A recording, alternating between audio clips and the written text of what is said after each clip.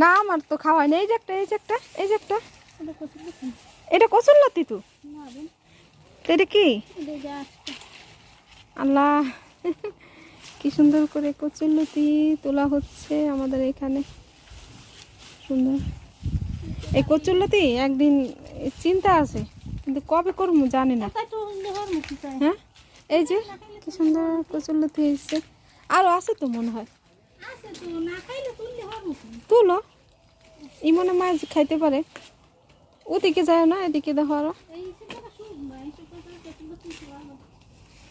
এই দেখো আবার ঝাড় জঙ্গলে আবার যেন সাপের উপর দুপুর যেন না হয়।